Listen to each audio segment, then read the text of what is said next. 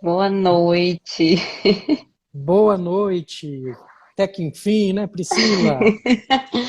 Demorou, mas saiu. Você consegue me ver Exato. bem? Tô vendo, tô ouvindo bem, tá ótimo, tá? Perfeito. Tô Vamos nervosa. lá.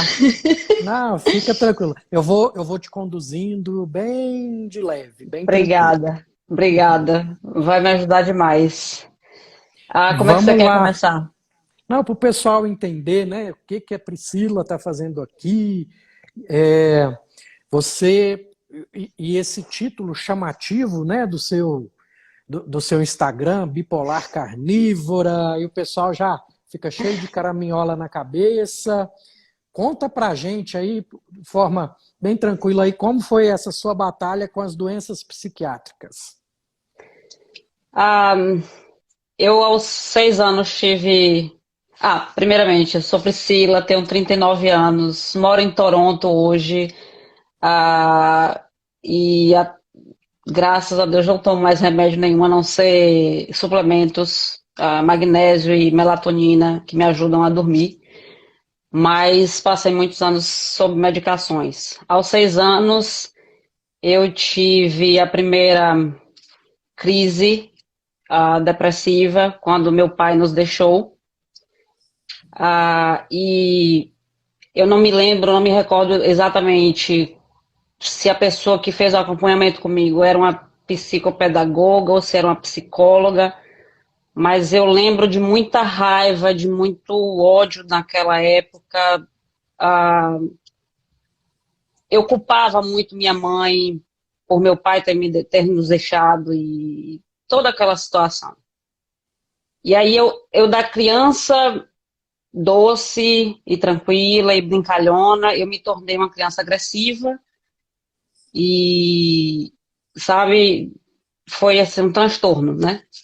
Eu, tiveram algumas coisas assim que aconteceram, mas que não vem ao caso, mas de bater nos coleguinhas, de, sabe, fazer. Foi muito traumatizante. Ah, anos se passaram, eu meio que cresci nisso aí, meio que, vou dizer, à toa.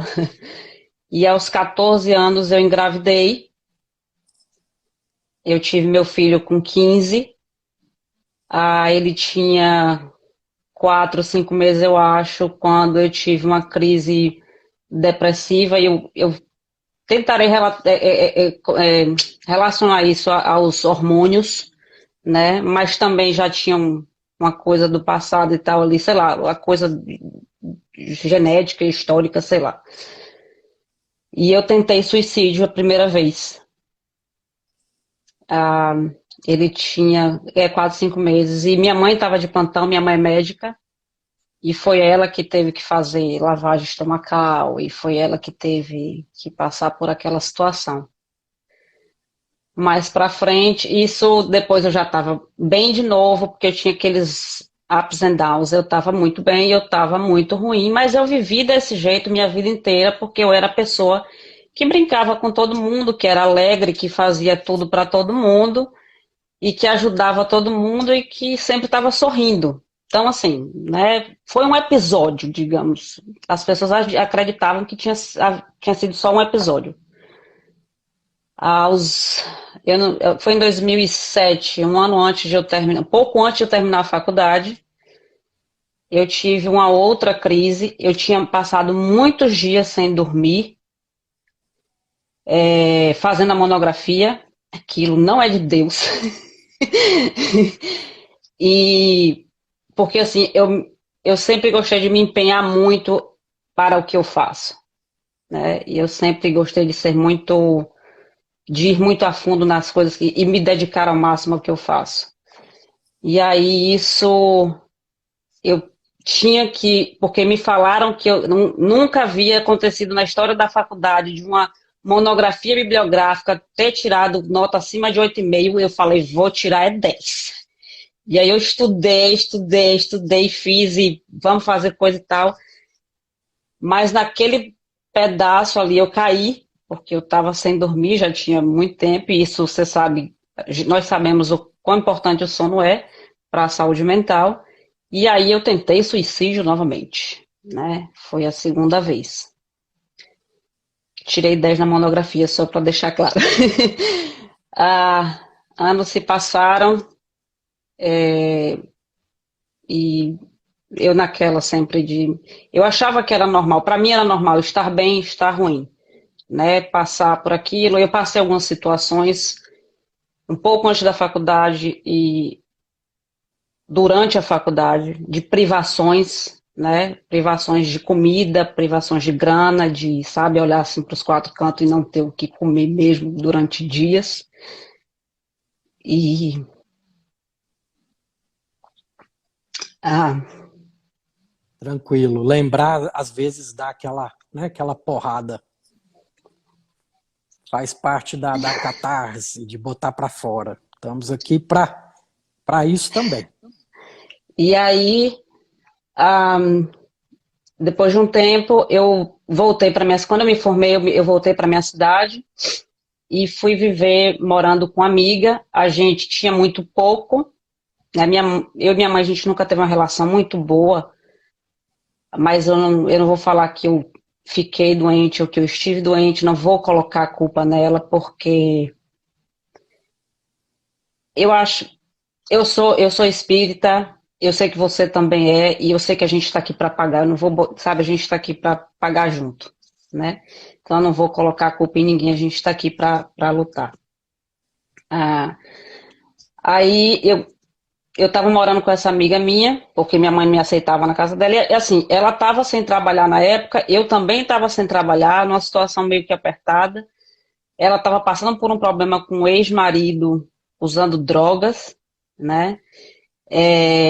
Ele estava fazendo da vida dela inferno, eu consegui, que eu sempre, depois, como eu tinha me tornado a criança agressiva, eu me tornei a pessoa agressiva. Eu amo, amo, amo, mas eu também odeio, odeio, e eu vou pra cima, sabe?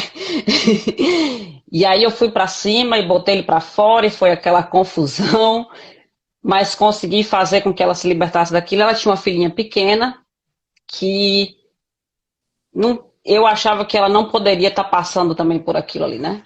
E isso nessa época meu filho estava morando com o pai dele, então ele não estava ali, né, vendo toda aquela situação. Quando eu saí da casa da minha mãe, meu filho ficou com ela porque ela falou que eu poderia sair, mas que ele ficasse lá, né? Porque e também não, eu não iria carregar uma criança para passar, né, se ela tinha condições. Ah, e assim começou na questão. A minha amiga começou a trabalhar, e aí eu tomava conta da filhinha dela. Hoje a menina tem mais respeito a mim do que com a mãe, sabe? Eu que botava de castigo, eu que dava comida, eu que ensinava o dever, eu que fazia tudo.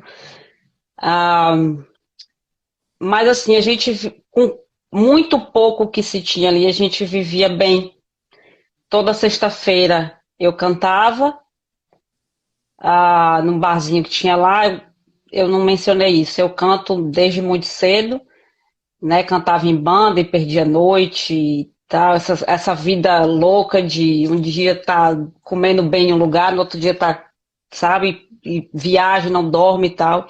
Eu acho que tudo isso leva e afeta na nossa vida, né, no todo.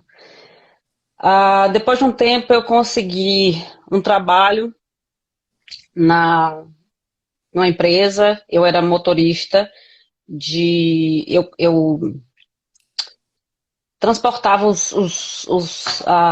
como é o nome? Os engenheiros da Petrobras, que eles estavam fazendo gasoduto na área da gente lá.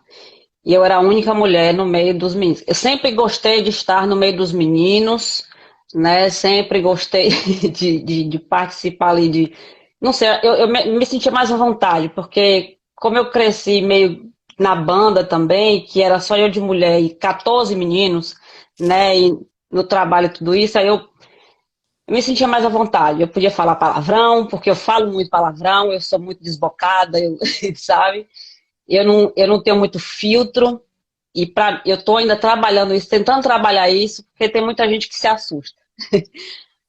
Depois, mas era um trabalho de horário normal. Era um trabalho de 6 às 5 da tarde, era um horário normal. Depois eu abri uma mineração, na cidade lá, e eu consegui. ah, Eles abriram um curso para as pessoas da cidade e da região fazerem para poder operar o maquinário que tinha na mina.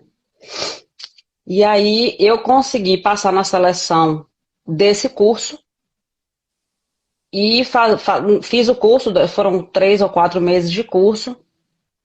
Passei, teve uma confusão, né, mas esse não vem ao caso, mas assim, passei com mérito e entrei na mina como a primeira mulher operadora de escavadeira daquele porte no Nordeste, que eu tinha muito orgulho disso, sabe?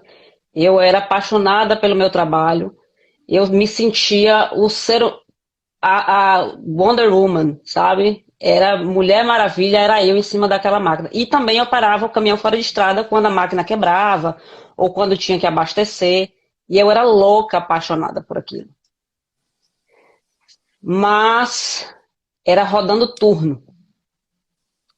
6 às 3, 3 à meia-noite, meia-noite até 6 da manhã. Quando o corpo estava se acostumando, vamos mudar de novo. Quando o corpo se acostumava, o corpo mudava de novo. E assim foi. E o lanche era pão com mortadela e manteiga. Manteiga não, margarina. Suco, aqueles suquinhos, acho que Del Valle ou qualquer coisa do tipo, que é puro açúcar. De suco ali tem nada, né? Aí isso era o lanche da manhã ou da noite. De madrugada, perdão. Aí tinha o jantar e o almoço. Quando você chegava lá, olha, eu amo carne, mas nem a carne apetecia. Sabe? E o pessoal falava que eles botavam não sei o que lá no arroz e no feijão para durar mais tempo e tal. Então eu comecei nessa época a fazer jejum sem nem saber. Ou então eu pegava o sanduíche da manhã e falava, eu chamava meu supervisor e falava, eu não vou descer da máquina, então você me dá aqui mais 2 pães, que qualquer coisa, se eu sentir fome, eu como. Mas geralmente eu ficava ali, o tempo que eu estava trabalhando, eu ficava sem comer. Então eu estava fazendo um jejum ali, vamos dizer assim, uma coisa assim, né, involuntariamente, sem nem saber.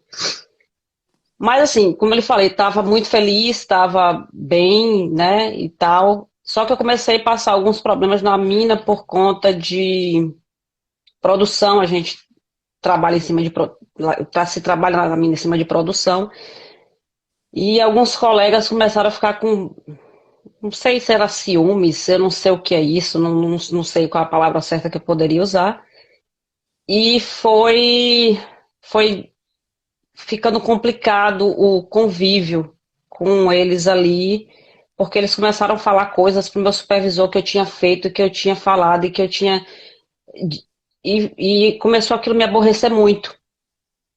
Me aborrecer muito, me aborrecer muito. Eu tinha envolvimento com a pessoa na época e até por conta de confusõezinhas, né, terminei esse relacionamento por conta do diz que me diz. E eu comecei a ficar muito mal, eu comecei a beber todos os dias. Eu comecei a beber todos os dias de minha vida, porque eu chegava em casa, exatamente, Jaque, bullying corporativo, é esse o nome. Eu chegava em casa e essa minha amiga que morava com ela já estava com litrão, não era cerveja pequena não, era aquela de litrão, que eu bebia e bebia era muito. E eu sempre tinha lá meu litrão me esperando para eu tomar, porque eu precisava esquecer dos meus problemas e eu achava que, né? Só que um detalhe que eu não falei é que meu pai era alcoólatra, né? E ele morreu esquizofrênico, bipolar, vários problemas e tal, mas o alcoolismo, segundo alguns profissionais me falaram que é uma coisa também hereditária, se você não é epigenética, alguma coisa, eu não lembro exatamente. Se você alimenta aquilo ali, você abre a caixa de Pandora, né? Aí eu comecei, e aí eu bebendo direto, bebendo direto, bebendo direto. E eu falava, não, eu tenho que beber, porque se eu não beber, eu não vou conseguir nem trabalhar amanhã, sabe? Eu tenho que. E começou a ficar doído ir trabalhar, começou a ficar insustentável para mim, sabe? Foi quando eu tive a primeira crise de ansiedade dentro da mina. Eu tive uma crise de ansiedade muito grande e em seguida tive uma crise de pânico, né? Mas eu achei que tivesse sido por algum, sei lá, qualquer coisa, nunca imaginei que, né, sei lá, o que fosse, o que que eu estava passando. E de repente eu fui me afundando mais e mais e aí um belo dia eu falei, eu vou parar de beber porque eu estou me tornando meu pai, né? E eu não posso tomar o mesmo caminho que ele ainda estava vivo na época, e eu falei assim, vou ir pelo mesmo caminho que ele, vou acabar como ele, sabe? Porque eu sei que é esse, né? O trilho é esse daqui, você botar em cima e vai ser isso aí, minha vida vai ser essa. Eu parei de beber. Quando eu parei de beber, eu caí. Eu caí, eu não consegui mais me levantar. E foi nessa época quando eu tentei suicídio nessa época pela primeira vez, acho que foi 2010, 2011. E dessa vez até 2004, 2005, foram 13 tentativas de suicídio, comas, paradas cardíacas. Meu filho me pegou morta praticamente. Pessoas que eu achei que estariam ao meu lado não estavam. Foi quando, nessa época, minha mãe se aproximou de mim e, e ela, né, tentou. Eu procurei a igreja evangélica para tentar, porque me falaram que era falta de Deus, que eu estava daquele jeito, profissionais que me falaram que eu estava daquele jeito porque eu queria. Porque o primeiro profissional que me viu, muito renomado até na região, ele disse que eu estava daquele jeito porque eu queria estar daquele jeito, né? Mas me passou um Rivotril, sabe? Foi assim, interessante. E aí depois eu comecei uma terapia com um profissional que não me agradou em nada, porque ele só me fazia falar, mas ele só ficava, uhum, uhum, uhum. E aqui, a vontade que eu tinha era de pegar a cadeira e jogar nele, sabe? Paciência nenhuma. Mas eu tive também bons médicos, o cardiologista que me salvou mais de sei lá quantas vezes, os médicos que estavam de plantão no hospital, que me salvaram. A última tentativa de suicídio, eu não vou falar o nome, mas eu tomei 250 comprimidos dessa medicação, né? E foi quando eu passei, eu não lembro se foram 5 ou 6 dias em coma. Ah, e tiveram que fazer a medicação por aqui, que vai direto para o coração, eu não sei o nome. E eu lembro que eu escutei o médico falar com minha mãe que meu corpo não aguentava mais, que já estava uma situação muito. E eu ouvi, eu estava em coma, eu disse, mas eu ouvi tudo que ele estava falando. E eu só queria acordar e falar, me deixa morrer, porque eu não suporto mais essa dor. Desculpa. Não preocupe. Põe para fora mesmo, que vivenciar tudo isso de novo ajuda você a ver a guerreira que você foi e o que você viveu para dar o exemplo para a gente agora. Fica tranquila, pode continuar. Acordei e não sei de onde foi que me veio aquela força e que e eu falei que eu pensei, eu precisava melhorar. A minha essa minha amiga, que antes eu morava com ela, na época que eu caí, eu já não estava mais morando com ela. A, a gente tinha meio que brigado, mas a gente fez as pazes logo em seguida. Ela me ajudou também muito, né? Na realidade, ela me contando depois que nesse dia ela foi no hospital enquanto que ela disse que eu relutava com os médicos e as enfermeiras para não deixarem me entubar. Disse que eu brigava muito, que eles disseram que tinham que me entubar para fazer alguma coisa, eu não sei exatamente o que. E eu lutava, lutava, lutava, e eu, sabe, e disse que tinha uma força assim, e eu sei que a pessoa ou com álcool, ou com sei lá o que no corpo, ela tem uma força descomunal, porque meu pai derrubou 3 homens porque ele estava bêbado, 3 policiais enormes, ele derrubou, sabe? E ninguém conseguiu me segurar. Ela chegou do meu lado e gritou: Eu preciso de você, eu tô grávida, e eu preciso que você me ajude também com esse filho. Eu não me recordo, mas ela me falou essa história e depois as enfermeiras também me contaram essa história, sabe? E disse que foi quando eu me acalmei. Mas eu consegui, com a ajuda também das minhas vizinhas na época, que me acolheram muito, família, virou uma família ali para mim, né? E as pessoas também que tinham me acolhido antes, Juliana e Niclé, minha comadre Lidiane, que também sempre estava cuidando de mim, sempre estavam se preocupando comigo, sabe? Eu consegui meio que ir me levantando, mas sempre na base do remédio. Sempre na base do remédio. Eu tomei, teve uma época que eu tive que tomar lítio e eu tive que passar 53 dias no hospital porque meus rins pararam. Acho que foi nefropatia, se eu não me engano o nome, que é quando, acho que é esse o nome.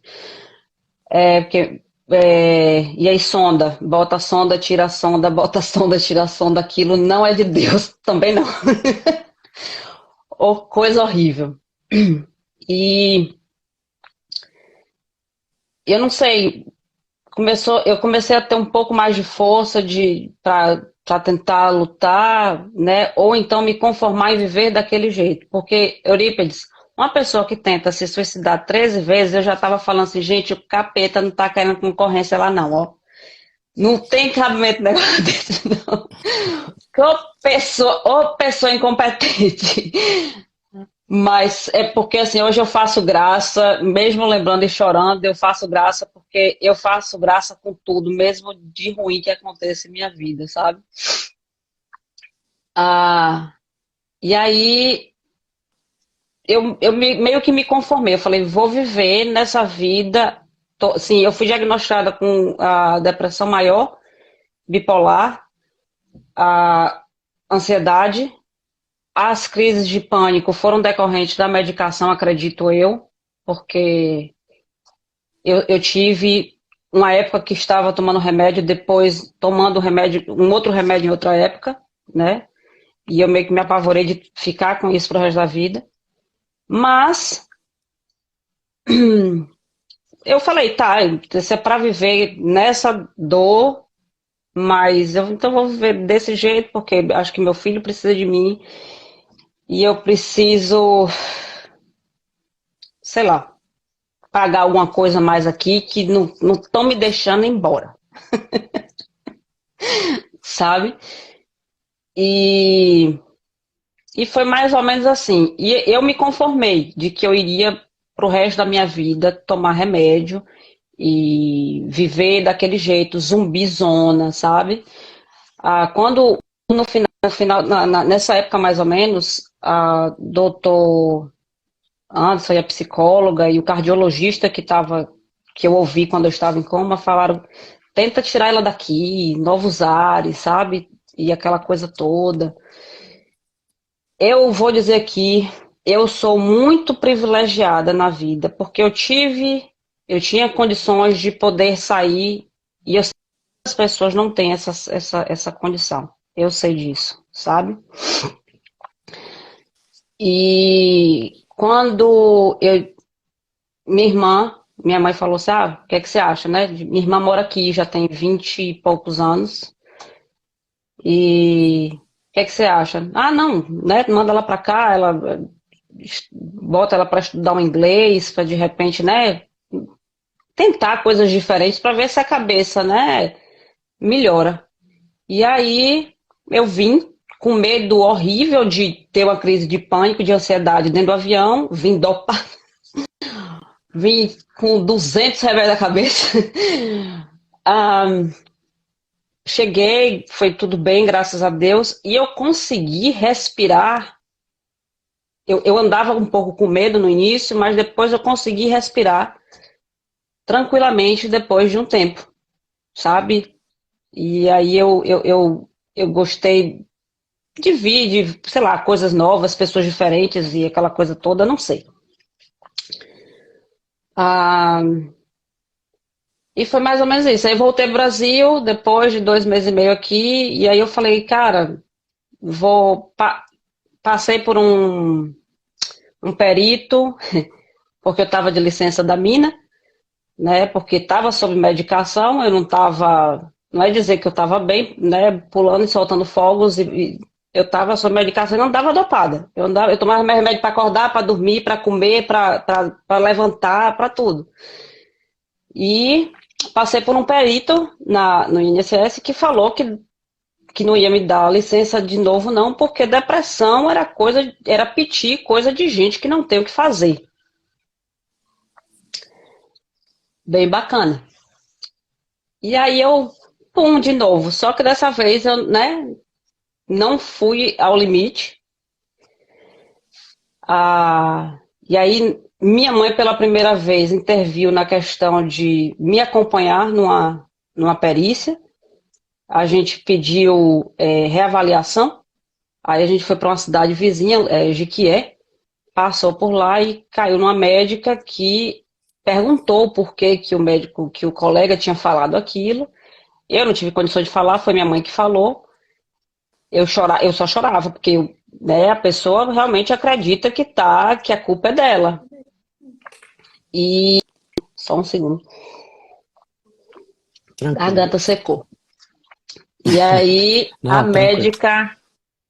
a médica, quando minha mãe falou o que foi que ele tinha dito, ela falou que absurdo. Ela falou, eu tenho um irmão que ele é esquizofrênico e o outro que tem depressão maior, bipolar também.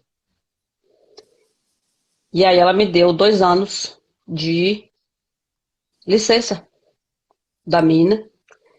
E eu vim para cá novamente desse tempo. Fiquei aqui com minha irmã. 5 dias depois que eu estava aqui, eu conheci meu marido. Na mesma semana, eu contei tudo para ele. Falei, a hora é de correr ou de ficar. Ou tu corre ou tu fica, porque o problema é grande. E ele me abraçou lindamente, chorou junto comigo e falou que eu não ia para lugar nenhum, sabe? E me acolheu e eu não poderia ter achado uma pessoa melhor na minha vida, meu melhor amigo. E é quem me faz rir todo dia, sabe? Bobo igual eu. Só que eu continuava tomando remédio para isso, remédio para dor, né? E tal. E o remédio me deixava dopada, muito dopada. Isso sei lá. Depois de um tempo aqui, como eu vi que eu estava melhor, eu voltei para o Brasil para não pedir mais, para cancelar tudo com a mina. E o pessoal falou, não, você pode pedir novamente. Na época até que eu passei pela perícia com essa médica, ela falou assim, eu só não vou lhe aposentar agora porque você é muito nova. Aí eu falei, eu nem estava pensando em nada, sabe, Euripides? Eu só queria, sei lá, tranquilidade na minha vida, na minha cabeça, eu queria parar de sofrer com aquilo ali. E aí o pessoal falou, você tem certeza? Porque, né, com a sua idade, de repente agora que você já tem essa idade, de repente eles vão lhe aposentar. Eu falei, cara, não quero não. eu já estou bem, eu consigo voltar a trabalhar. Não tem necessidade de eu estar passando por isso e de repente essa grana pode ir para outra pessoa que, sei lá, que precise, sabe? Eu já tenho condições de andar com minhas pernas. E aí eu cancelei tudo lá e voltei de vez para cá, fiquei aqui e comecei a trabalhar aqui e tô aqui até hoje.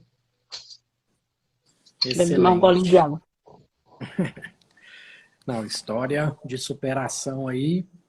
E você tinha algum problema de imagem corporal, de não aceitar o seu corpo, de alguma coisa assim também, ou não?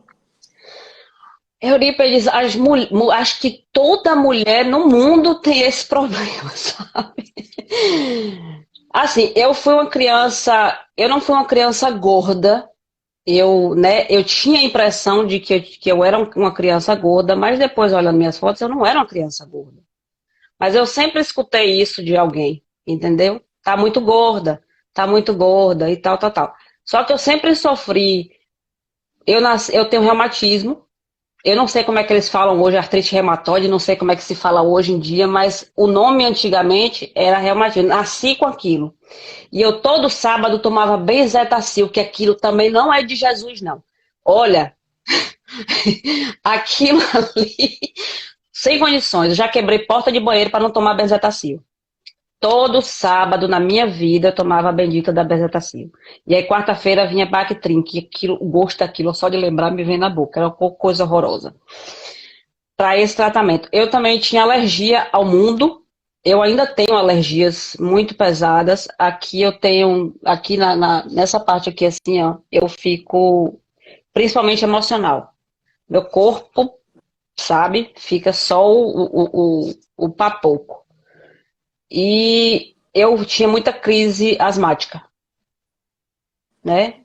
A gente até tirou uma época leite para ver se era o leite, se eu não me engano, tirou o Nescau. Meu café da manhã era bacana quando eu era pequena, que era um copão de Nescau, 2, 3 pãezinhos com ovos, né? Saudável, só que não. Mas assim, eu cresci, não era uma criança enorme, não era criança gorda, era uma criança normal e tal. Mas depois que eu comecei a tomar anticoncepcional, eu engordei bastante. Eu engordei bastante. Eu cheguei, na época que eu estava, um pouco antes de entrar na faculdade, eu estava trabalhando num lugar, num resort maravilhoso lá perto, lá na Península de Maraú. Quando eu me pesei, eu já tinha começado a fazer um controlezinho. Eu estava com 96 quilos, então eu certeza que eu cheguei aos 3 dígitos. E eu tenho 1,58 m, porque Deus não me deu nem a ousadia de chegar a 1,60 m. Ele não me deu nem um taquinho assim para eu chegar a 1,60 m, sabe? E aí eu parecia um colchão amarrado pelo meio. Era ver um colchãozinho amarrado pelo meio. Enorme. Mas aí eu passei por um médico e tomei uns negócios de uns remédios lá que em 20 dias eu perdi 17 quilos. Mas eu andava assim, ó. Eu andava igual um zumbi, sabe? Eu não sei o que é que tinha naquilo ali não, mas não me dava fome de absolutamente nada. Teve uma época também que eu tomei Herbalife, perdi 12 quilos nessa época e consegui manter por um ano, mas depois engordei tudo de novo. A dieta que você pensar, porque depois que eu tive Gabriel, depois que Gabriel já estava com 1 ano e pouco, eu comecei a engordar muito. Até o momento que eu amamentei, eu tava bem, né? E aí, depois disso, eu engordei muito. E assim, o que você pensar de dieta na face da terra, Herbalife, remédio, sibutramina, esses trem tudinho aí, dieta da lua, do sol, da sopa, do ovo, do queijo, do leite, o que você pensar da sopa, eu fiz, né? Mas nada eu conseguia, eu perdia ali o peso e voltava. Perdia o peso ali e voltava. Na época que eu estava na casa da minha amiga, que a situação já estava melhor, que eu já estava trabalhando na mina e tal, eu comecei eu não sei se isso é reflexo, eu estava até conversando com o Ciro a respeito disso. Eu não sei se isso é reflexo daquelas condições que eu passei ali, que eu passei na época da faculdade, 1 ano e meio comprando 15 miojos por mês para dividir no meio para ter comida para um dia e para o outro, né? Para ter comida para 30 dias. Então, uma época da minha vida, sabe? E aí eu, sei lá, de repente isso também pode ter. Eu comecei a comer muito e forçava o vômito porque, né? E aí naquela época eu passei numa psicóloga, foi uma psicóloga, a mulher, acho que foi, não lembro. E falou de bulimia nervosa, né? Acho que bulimia nervosa, alguma coisa do tipo. Cira, me corrija se eu estiver errada, aí eu vi que Cira tá aí. Ah, e aí, só que aí depois, com o passar do tempo, eu comecei a vomitar já depois sem forçar. Eu comia e, na realidade, até hoje, se eu comer um caroço a mais do meu limite, e eu já sei onde é o meu limite hoje em dia, eu vomito. Meu estômago dói o meu estômago, sabe? E foi por isso que eu cheguei onde eu cheguei, que foi onde eu me achei na vida da carnívora. Não sei se era pra gente chegar aqui agora não, mas eu tô mais ou menos isso aí. Não, mas eu já ia te perguntar mesmo, como que a carnívora entrou na sua vida e por que você acha que a carnívora te ajudou? Eu conheci, voltando um pouquinho, em 2017, uma amiga me apresentou a low carb, tá? Só que eu fazia low carb comendo quinoa, comendo aveia, né? Tô low carb, tô fazendo certinho. Fazia low carb comendo batata doce quase 1 quilo. E como eu lhe falei, eu não tenho controle sobre comida. Eu não tenho controle sobre comida, sabe? Ah, e eu comecei perdi 1 quilo, ganhava 3. Perdi 1 quilo porque, né?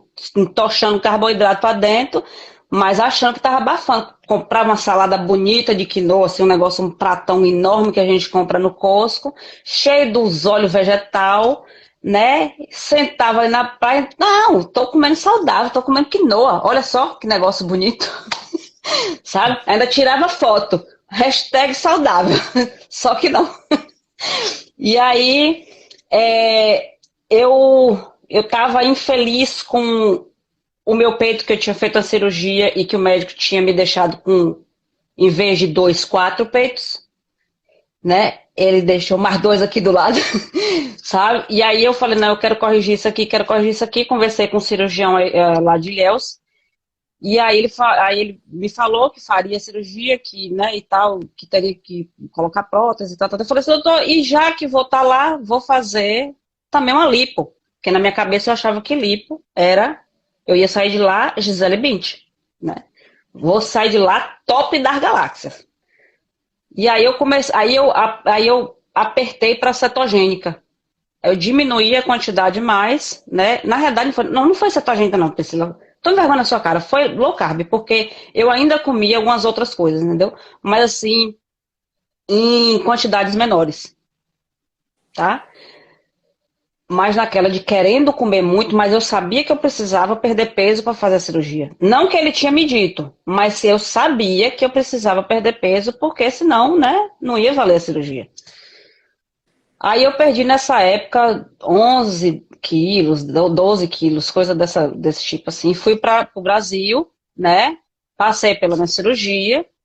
E aí eu tava com 78 quilos no dia da cirurgia, me lembro. Olha o tanto que eu, né? Olha como é que eu tava. A pessoa tava magrinha, só que não. E aí, 4 dias depois, eu tava futucando Instagram, olhando hashtag, e eu tava comendo bem bonitinha, tava comendo saladinha, verdurinha, legumezinho, carninha. Carne não em muita, em grande quantidade, porque carne causa problema para os rins, né, Priscila? Minha mãe nefrologista sempre me falou isso, né? E aí tá, beleza. Só que aí, 4 dias depois da cirurgia, eu caí de paraquedas no Instagram de alguém, um tal de um desafio carnívoro, fevereiro de 2019.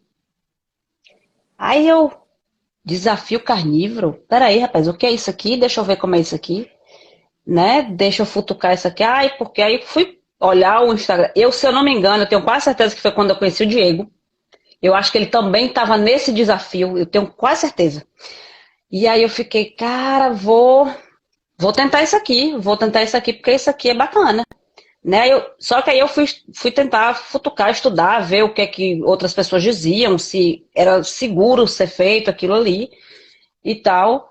E aí, nessa noite, eu achei algumas coisas algumas coisas do Shawn Baker, né, do Paul Saladino e tal. Aí eu falei, rapaz, esse povo só come carne e eu tô minha vida inteira comendo um monte de coisa que eu odeio, porque, ô libertação, Senhor, sabe? E aí, no dia seguinte, eu falei, só carne e queijo. Só carne e queijo.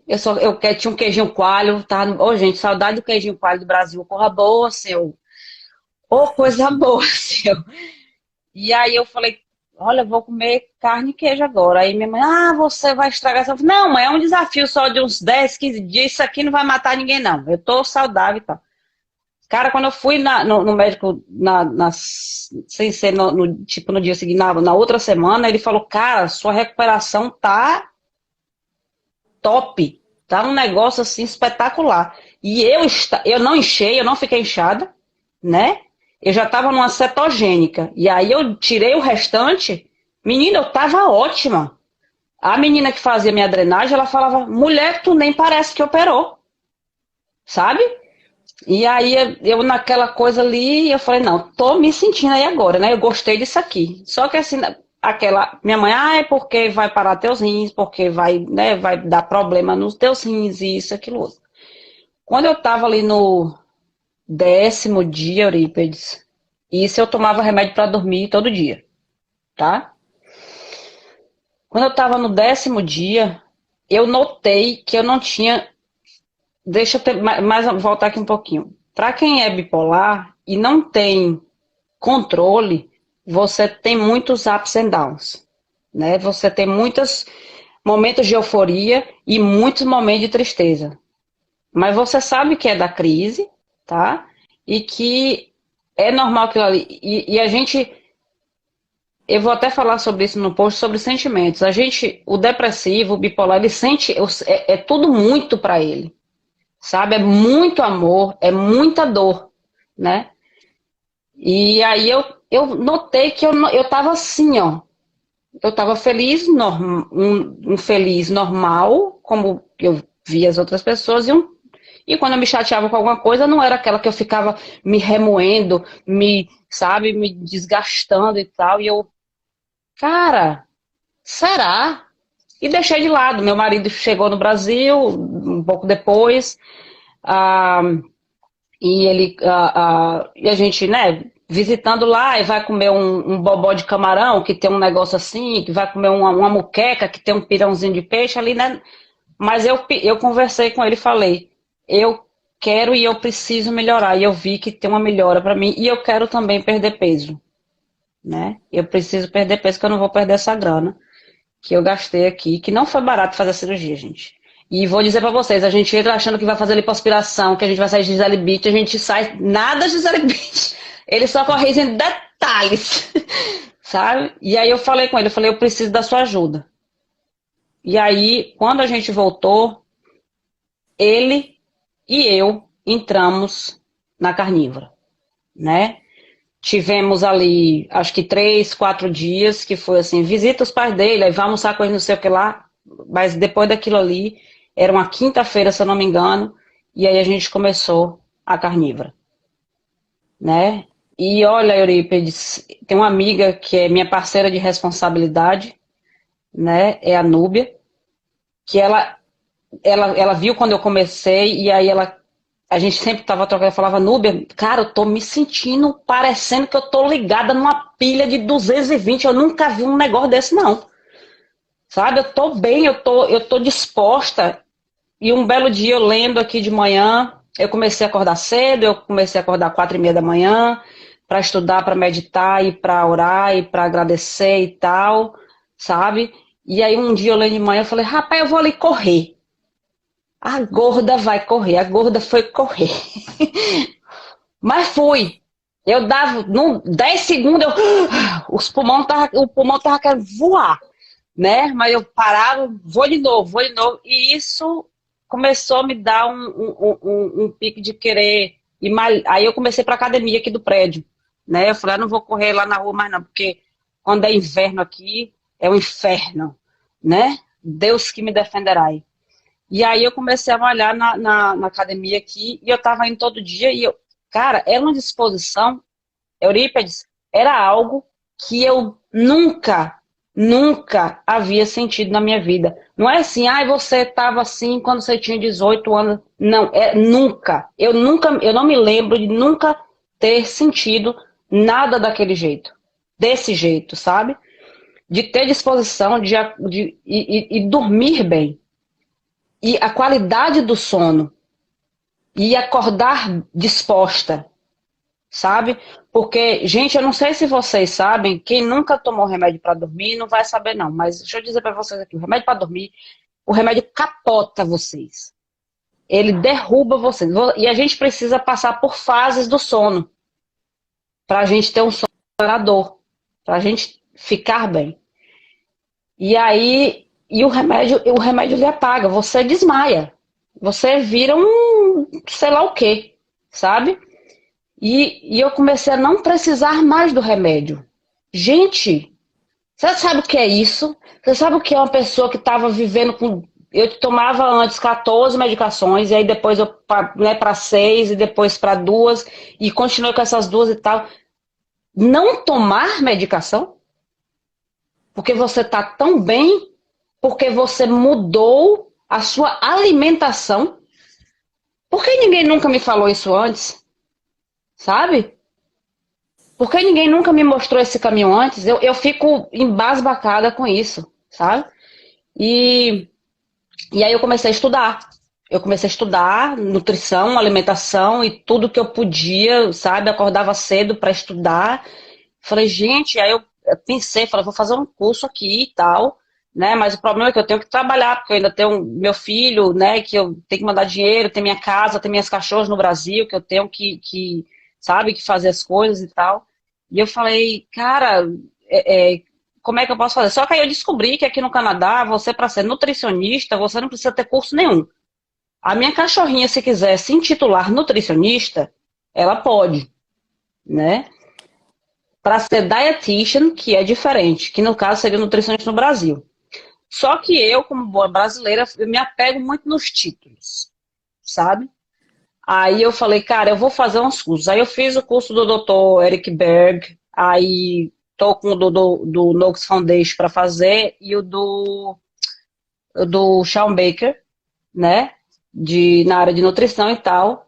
Mas assim, tenho feito acompanhamento, eu tenho pessoas que eu acompanho, né, junto comigo e tal, e que uma dessas minhas amigas, ela tem ansiedade e ataques de pânicos horríveis. Ela achou mais viável para ela, assim como eu, a carnívora. Ela não tem mais. Ela não tem mais. Incrivelmente. A minha irmã de coração, Fernanda, ela estava tendo alguns problemas de ansiedade, botei ela na paleo low carb, e hoje mandei ela para Adolfo.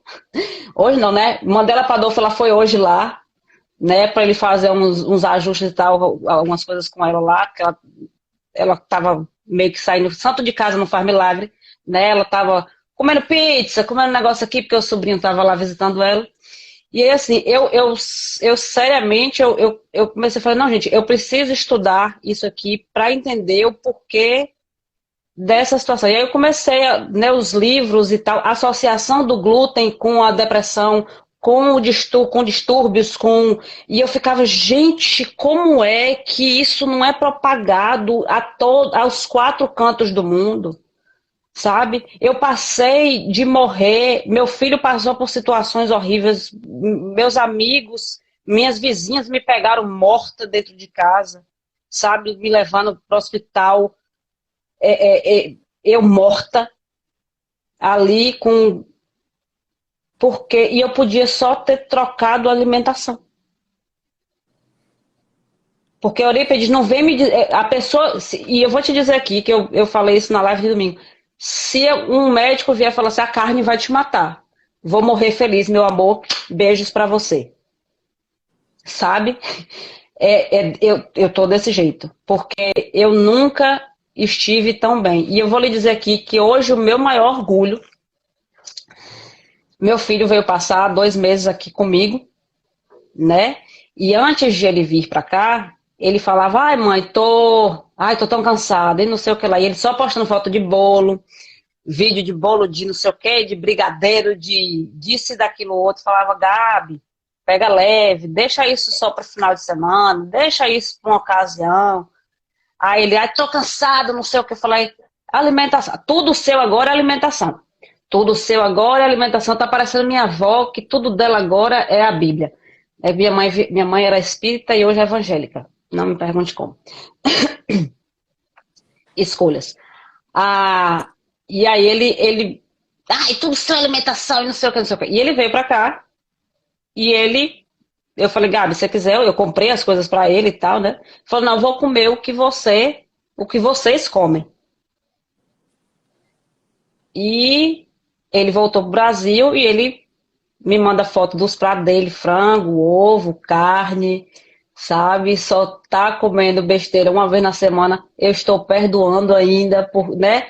Eu sei, mas o exemplo, eu acho que ele me vê tão bem, Eurípides, eu acho que posso estar enganada, mas eu acho que da forma que ele me viu, sabe? Do jeito que ele me viu, eu acho que deve ter alguma coisa aí, minha mãe deve, né? E aí eu mostrei algumas coisas para ele, eu mando estudos para ele, mando as coisas para ele. Não sei se ele tem a paciência para ler, mas eu tento o meu melhor, né? Ele está fazendo medicina e eu sempre falo a ele, meu filho, não seja mais do mesmo. Não seja mais um feijão com arroz, pelo amor de Deus, sabe? Tente buscar, não saia da Matrix, né? Saia daquela caixinha e busque, né? Da fonte, né? Porque é muita coisa por trás de interesse, gente. Eu sinceramente acredito nisso. Pode me achar a louca da teoria da conspiração, mas eu acredito que tem muita coisa por trás aí né, que tem interesse da gente estar mais doente. Não sei, posso estar completamente enganada. Mas, detalhe, meu marido perdeu 17 quilos, ele estava com, a pressão dele era 13/7, 14/7, hoje é 11/6. A médica ficou chocada, sabe? Ficou maravilhada, continue fazendo o que você está fazendo, sabe? Mas é mais ou menos isso. Só que assim, eu ainda tenho alguns ajustezinhos para fazer, porque eu já vi que assim, a carnívora é maravilhosa e tal, mas eu acho que eu tenho intolerância a algumas coisas, tipo o ovo, eu tô sentindo que ainda me dá dor de barriga às vezes. E eu já percebi, quando eu passo um tempo, e aí quando eu adiciono o ovo, eu vi que é isso, então eu vou ter que passar um tempão sem comer ovo para depois reintroduzir, né? E de vez em quando, Eurípides, eu ainda como berries, né? Aqui a gente compra um pacote de mix de berries congeladas. Eu gosto, que para mim é como se fosse uma sobremesa, tipo um sorvete mais durinho, né? Eu compro as congeladas, aí vem amora, mirtilo, framboesa e morango. Né? Eu como aquilo ali de vez em quando, não é sempre, mas quando tenho, como.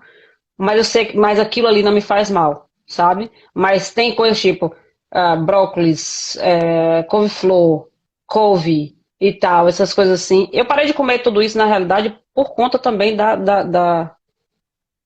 me deixava inchada, me deixava, sabe, too bloated, sabe? É muito, muito horrível aquilo. E peidando horrores. Ah, mas assim, foi desse jeito que eu caí na carnívora. Foi muito bom assim. E a gente cria um vínculo muito. Conheci você, conheci Diego, conheci Ana Maria, conheci a Li, né, a Amandinha, a Lília, a Paty, a Gabi, sabe? Jandira, tanta gente boa e a gente cria ali, né, um laço, uma família, né? A gente brinca lá no grupo e. Ai, cara, eu sou grata não só pela melhora da minha vida, mas pela família que a gente criou, sabe? Eu tava com planos de ir para Ubatuba esse ano, lockdown novamente. Aqui tá sério o negócio. Entendi. Ó, Priscila, eu acho que a gente cobriu bem o assunto e é um exemplo de vida mesmo. Muito grato por você ter expressado, falado isso para a gente colocar no podcast, para outras pessoas ver no seu exemplo aí, né, para lutar também contra essas doenças. Que, vamos dizer assim, eu não visto bandeiras, né? Eu Minha sei. dieta, minha dieta, a base dela é a base de carne. Eu como muita carne, mas assim, eu costumo pregar para o pessoal que dentro do espectro da comida de verdade, desde que seja comida de verdade, E que não lhe faça mal. exato, e conheça-te a ti mesmo, porque dentro da comida de verdade vai ter coisa que não vai te fazer bem. Então, esse autoconhecimento que você passou para a gente é fundamental, fundamental. E você sabe, você me acompanha, sabe que eu peço dicas de livros que mudaram sua vida. E aí, o que você preparou para mim? Cara, assim, na adolescência que eu gostava muito era de ler aqueles romances espíritas, né? Que me ajudavam muito a ver além. Violetas na janela, sabe? Esse tipo de coisa. Eram coisas assim que eu adorava ler. Eu virava à noite lendo. Amava. Mas de recentemente, assim, eu só tenho lido mais livros relacionados à alimentação, à saúde, sabe? Eu li recentemente o Fat Chance. Eu não lembro o nome do autor. Eu sou péssima com nome. Eu sou a pessoa ruim com nome. Tranquilo, o Ah, pessoal depois vai atrás do o autor Fat só com o título. Chance foi muito bom, que foi um livro que me ajudou muito. Dieta da Mente foi um livro que me ajudou muito também a ver muita coisa. Ah, obviamente, O Poder do Hábito foi ele quem me fez acordar cedo e, sabe, e agradecer, e meditar e fazer aquilo ali. E você cria um hábito naquilo ali. Realmente é muito gratificante quando você chega assim, né, num momento que você fala assim, cara, tô fazendo bacana, tô fazendo legal, sabe? E 12 Regras para a Vida, do Jordan Peterson, que é o pai da Michaela, né, que ela tem problema de doença autoimune, né? E ela faz carnívora. Ela fala que não faz por opção, não, é por necessidade mesmo. Perfeito. No meu caso também é necessidade também, não é nem não é só opção. Tem umas coisas que eu ainda gosto e tal. Eu não vou mentir que eu gosto de uma mandioquinha frita, um aipinzinho frito, sabe? E tem as berries que eu como de vez em quando e tal. Mas são coisas que não me fazem bem, então eu não vou comer, cara. Sabe? Se não me faz bem, por que que eu vou comer? Só pelo, sabe? E se faz, sabe que está errando, né? E que vai se prejudicar, né? Eu também tenho muito disso. Eu sei que aquilo ali vai me dar diarreia, vai me dar distensão. A Não, gente já paga o acontece preço de eu fazer. sabendo. Acontece de eu fazer algumas exceções assim, e quando eu faço minhas exceções, elas são bizarras. Você mergulha na Carbolândia, né? No inferno ali, mas eu sei que no dia seguinte eu vou estar péssima, horrível e tal, mas é uma escolha, sabe? Mas é muito esporadicamente, eu fazia isso com frequência, mas hoje não mais. Hoje eu me cuido bem. Excelente. Priscila, quer deixar algum recado final para o pessoal? Foi muito bom. Eu só peço que as pessoas não desistam de si e que entendam que o que aconteceu comigo não necessariamente vai acontecer com elas, entendeu? E que mudar de alimentação vai ser. Olha, vou falar um negócio aqui. Se não melhorar 100% da sua sanidade mental, vou botar dessa forma aqui, que a gente está falando desse assunto, vale melhorar a sua saúde física, que isso é muito importante, tá? E que eu acho que vai melhorar, assim, a sua saúde mental. Então, assim, e ter paciência quando você acha um profissional que não seja bom, não desista, procure outros que você vai achar profissionais bons que vão lhe ajudar. E que a medicação, os antidepressivos, não são remédios, não são analgésicos, eles não vão funcionar do dia para a noite. Entendeu, gente? Vai tomar aqui, às vezes leva 15, 20, 30, 90 dias para fazer, 45 dias para fazer efeito. Entendeu? Para você começar a sentir uma diferença. Não é analgésico, entendeu? Não vai funcionar. Eu tô tomando, tem 3 dias, não tô sentindo nada. Pelo amor de Deus, gente. Não deem tempo para medicação. Às vezes vai ser necessário. E se por um acaso você precisar ficar tomando remédio sempre, tá tudo bem também. Entendeu? Se aquilo ali vai te fazer bem, eu não sou contra remédio de forma nenhuma. Mas, né, e se for necessário, tá tudo bem você tomar aquilo ali. É só mesmo assim. É paciência. Paciência que a gente merece ter paciência com a gente. Maravilhoso. Pri, gratidão. E Carpe diem. Deus, a gente conversa mais lá no grupo. Também. Tchau. Boa noite. Tchau, tchau. Boa noite.